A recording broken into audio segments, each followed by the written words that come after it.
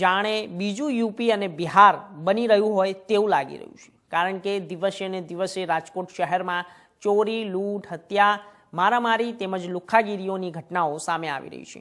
ત્યારે ગત 15 તારીખના રોજ રાત્રિના 12 વાગ્યાની આસપાસ રાજકોટ શહેરના યુનિવર્સિટી રોડ પર આવેલ નકળંગ ટી સ્ટોલ નામની દુકાનમાં 100 રૂપિયા જેવી નજીવી બાબતે ખાર રાખીને 2 લુખ્ખા તત્વો દ્વારા હોટલ પર પેટ્રોલ બોમ્બ વડે હુમલો કરવામાં આવ્યો હતો અને સદનસીબે મકર સંક્રાંતિના પર્વ હોવાથી રાત્રિના સમયે હોટલ પર ભીડ ઓછી હોવાથી આ ઘટનામાં કોઈ ગંભીર રૂપ ધારણ કરે તે પહેલા સહેજમાં અટકી હતી। ત્યારે હાલ સમગ્ર ઘટનાને લઈને રાજકોટ પોલીસની પેટ્રોલિંગ ઉપર પણ સવાલો ઉઠી રહ્યા છે, કારણ કે દિવસે ને દિવસે જાહેર માર્ગો પર થતી મારામારીને લઈ પોલીસની આબરૂ પણ લૂંટાઈ રહી છે।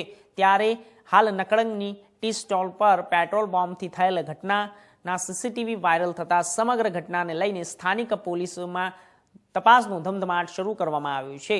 ત્યારે હવે જોવાનું એ રહ્યું કે રાજકોટ પોલીસે આવા લુખ્ખાઓ પર લગામ લગાવી તેમની આબરૂ બચાવે છે કે પછી સરેઆમ નીલામ કરીને સરઘસ કાઢે છે।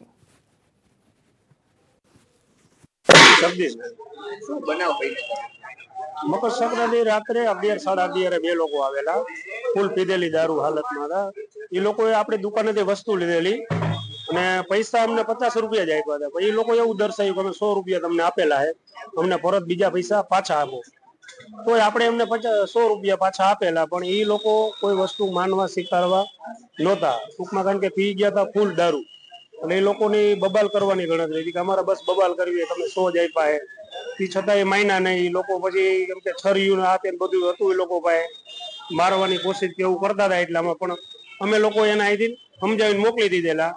પરત પછી પાછા આવેલા કલાકોની સમયમાં પેટ્રોલ બોમ્બ એ લોકોએ બનાવેલા હતા, પેટ્રોલ ભરીને બોટલો લઈને આગળથી ઘા કર્યા દુકાન ઉપર। ના, હાજર એ જગ્યા ઉપર કોઈ નહોતું, નકર ઈજા એટલે ટૂંકમાં માણસને બહુ ઈજા થાય એવું હતું, કારણ કે આખું પેટ્રોલ નું જ હતું, બોમ્બ ઘોડે વિસ્ફોટ જ થયો હતો। એમનો વિડીયો આવેલો હોય કાયદેસર, ફરિયાદ કરેલી આપણે યુનિવર્સિટીમાં સાહેબે એક આરોપીનું કાંક નામ આવી ગયું હોય, આરોપીનું નામ લખેલું, બીજા 4-5 સાહેબ એ લોકો કહેતા કે અમે પકડી લેશું એને।